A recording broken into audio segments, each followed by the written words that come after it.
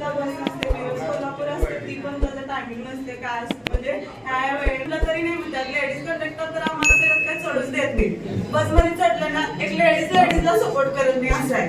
म्हणजे संध्याकाळ मी किती पण वेळ बसून दे 7:30 वाजेपर्यंत बसते तरी सुद्धा आम्हाला बसमध्ये बसून घेते. आम्ही कसं जायचं ते तुमचा प्रश्न आहे म्हणतात. मग सांगली कोल्हापूरवाले पण थांबून घेत नाही, मिरज कोल्हापूरवाले पण थांबून घेत नसली तर आम्ही काय करतोय स्टँडच्या बाहेर येऊन हात करतोय.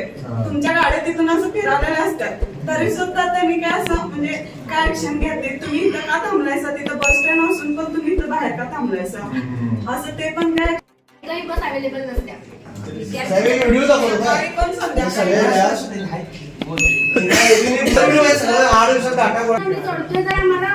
बसमध्ये आम्ही पूर्णपणे चढलेलो नाहीये तरी पण बस चालवली जाते. गेल्या वेळी प्रॉब्लेम झाला की चालू बस मधून मुलीला ढकलून दिले तसं. त्याच्यामुळे मुलीच्या आणि चौंडेश्वरीला कुठे पण बसमध्ये मी सांगा तशी नोट डाऊन करते. आणि असं करायला मिरज बस सुद्धा थांबलेली नाहीये. कुठल्याच वाटायला थांबलेली मिरज असून आणि एक सुद्धा म्हणजे कोण नव्हतंच त्यामध्ये तरी पण थांबवली नाही. मध्ये जायचं फक्त थांबलंय आता, बाकी सगळं आम्ही करून बसलो. आम्ही फोटो टाकले. नंबर सांगा नंबर आहे. कुठला आहे आणि साहेब चौंडेश्वरी फाट्याला उतरलेत मुलींना.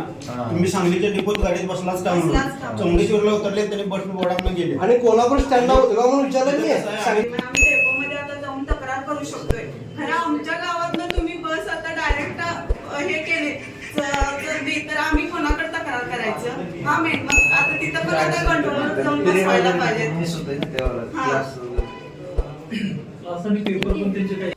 परत एकदा चिपरी फाटा येतो, चौंडेश्वरी फाटा येतो, चिपरी फाटा येतो. त्यानंतर पुण्याचा पुढे गेले की निमशिरगावचा राज नर्सरीचा तो स्टॉप आहे. त्याच्यामुळं कमदलगे आहे. त्याच्यामुळं मजलेचं गाव आहे तिथं घोडावचं फार्म हाऊस वगैरे आहे. त्या गावातल्या एंट्रीला अजिबात होणं थांबत नाही. ती लोक रस्त्यावरच आहेत. त्या जवळपास हातकर्णीपर्यंत जवळपास 8-10 स्टॉप मिस होतात. चारनाळ फाटा इकडच्या बाजूला आहे, इकडच्या बाजूला एक फाटा आहे, या बाजूला सगळ्या वाहनं मिस होतात. ही लोक अक्षरशः मी मगाशी एक व्हिडिओ बघितला साहेब, एक ट्रॅक्टर उसाचा चाललाय त्याच्या ट्रॅक्टरच्या चालकाच्या शेजारी बसून ते 2-3 विद्यार्थी प्रवास करायला दप्तर पाठवतो.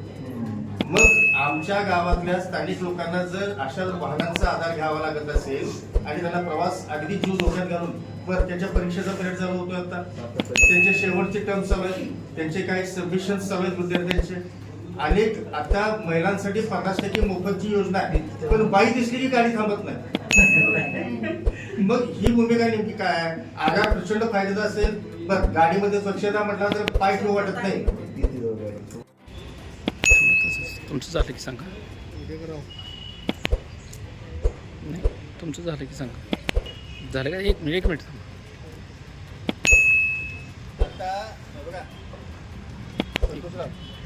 काय झालंय सगळ्यांच्या उदगाव, निमशिरगाव आणि तमदलगी या प्रवासी किंवा शाळेला जाणाऱ्या मुलींच्या अनुषंगाने बस संदर्भात काही तक्रारी होत आहे. तसं निवेदन प्राप्त झालं होतं. त्याच अनुषंगाने आपण एस.टी. मंडळ असतील, व्यवस्थापक असतील, सांगली असतील, मिरज असतील किंवा कोल्हापूर असतील, ते स्वतः इथं आज आपल्या विनंतीला मान देऊन इथं मिटिंग करण्याकामी आपल्यासमोर हजर राहिले आणि जे काय आपल्या समस्या असतील त्यांचं त्यांनी व्यवस्थित ऐकून घेऊन ते निरसन करण्यासाठी आपल्याला तसे आश्वासित केलेलं आहे. त्याबद्दल मी त्यांचे बी आभार मानतो. आणि विद्यार्थ्यांनीही आमचं शब्दाला मान देऊन आज हे जे आपले छत्रपती ग्रुपचे सगळे मंडळी आहेत त्यांनीही आपलं आंदोलन मागं घेण्यासाठी आम्हाला आश्वासित केले. त्यांचं बी मी जयसिंग पोलीस स्टेशनच्या वतीनं आभार मानतो. आता तुम्ही बघा. गेल्या 15 दिवसापूर्वी या सगळ्या विद्यार्थ्यांची आपल्याकडे समस्या आहे आणि या समस्येनंतर आपण सांगली डेपो असेल, कोल्हापूर डेपो असेल, कुरुंदवाड असेल, जयसिंगपूर असेल अशा सर्व ठिकाणी आपण विनंत्या केल्या, पत्र दिली, निवेदनं दिली. विद्यार्थ्यांची भूमिका कुणीतरी प्रायोगिक तत्त्वानं मांडली पाहिजे या भूमिकेतून आपण तो मुद्दा घेतला. त्याच्यानंतर खास करून प्रामुख्याने याच्यामध्ये आपल्याला मदत झाली की पत्रकार आदरणीय संतोष भाऊंची असेल आणि सगळ्यात मोठी भूमिका असेल तर ती आदरणीय हाकेसाहेबांची आहे. त्यांच्या दोघांच्या मध्यस्थीपणामुळे आज हा प्रश्न विद्यार्थ्यांचा मार्गी लागला. त्याबद्दल मी या दोघांचाही आभार व्यक्त करतो.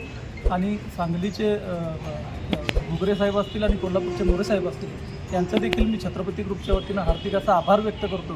निश्चितपणानं इथून पुढच्या काळामध्ये आमच्या विद्यार्थ्यांची किंवा सर्वसामान्य नागरिकांची गैरसोय होणार नाही असा शब्द आपण दिला. याच्यावरती विश्वास ठेवून हे 2 दिवसामध्ये जे छत्रपती ग्रुपच्या वतीनं आम्ही रास्ता रोको आंदोलन करणार होतो ते मी थांबवण्याचं आश्वासन या ठिकाणी हाकेसाहेबांना देतो आणि थांबतो. जय हिंद, जय महाराष्ट्र.